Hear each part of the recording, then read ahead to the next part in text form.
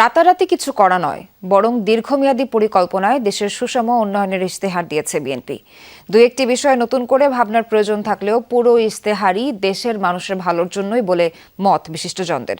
বলেন, জুলাই জাতীয় সনদ বাস্তবায়নে জোর দিয়েছে দলটি। পুরো ইশতেহার বাস্তবায়ন করা গেলে সুখী সমৃদ্ধ দেশ পাবে নাগরিকরা। জুস রাখতে আমার পছন্দ স্টাইলিশ ও ফুড গ্রেড আরএফএল চক। জুস রাখার জোশ জগ।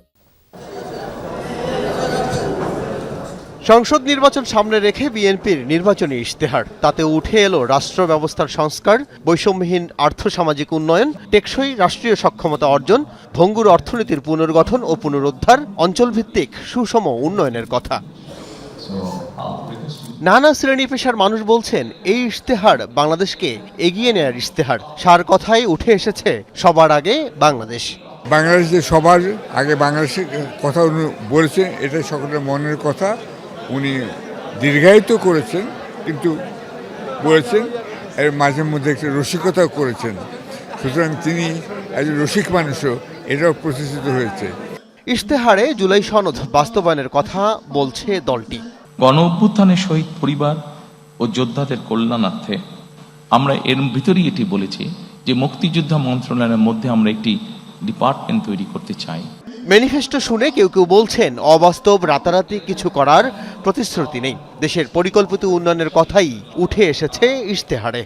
প্রতিনিয়ত আমরা তাদেরকে অবজারভেশনে রাখবো এবং 100 দিন পর পর সরকারের কাছে আমরা জবাবদিহি চাইব যে নির্বাচনী ইশতেহারে যে কমিটমেন্ট করা হয়েছে সেটা কতটুকু বাস্তবায়িত হলো। মানে সাধারণ জনগণের বিষয়গুলোর অ্যাঙ্গেল থেকে ইশতেহারটা প্রণয়ন করা হয়েছে এবং এটা এত হিউজ, এর এত ডিটেইলিং ইশতেহার, এটা প্রশংসার দাবি রাখে। সকালেই বাংলাদেশ সোনার বাংলা হয়ে যাবে এরকম কোনো গাঁজাখুরি প্রতিশ্রুতি এখানে আপনি পাবেন না। এখানে যেটা পাবেন, এই পরিকল্পনাগুলো যদি লম্বা সময় ধরে ধীরস্থিরভাবে যদি বাস্তবায়ন করা হয়, দেন সম্মিলিতভাবে বাংলাদেশের জনগোষ্ঠীর একটা উন্নতির জায়গায় যাবে। অনেকেই বলছেন, অন্তর্ভুক্তিমূলক সমাজ গঠন করার অঙ্গীকার দেশকে সুষম উন্নয়নের দিকে এগিয়ে নেবে। বিএনপি যেই অঙ্গীকার ব্যক্ত করেছে কার্ড সংক্রান্ত বিষয়ে, সেখানে যদি 50% সফল হয় তাহলে অর্থনীতিতে তার একটি প্রতিফলন ঘটবে এবং যেটা সামগ্রিকভাবে বাংলাদেশের চিত্রকে পরিবর্তন করবে। ইশতেহারে সমাজে নৈরাজ্য, কিশোর গ্যাং, অস্থিরতা কমাতে সহিষ্ণু সমাজ গঠনের যে তাগিদ দেয়া হয়েছে তা আকৃষ্ট করবে শান্তপ্রিয় মানুষদের। আল আমিনা কহন, যমুনা নিউজ, ঢাকা।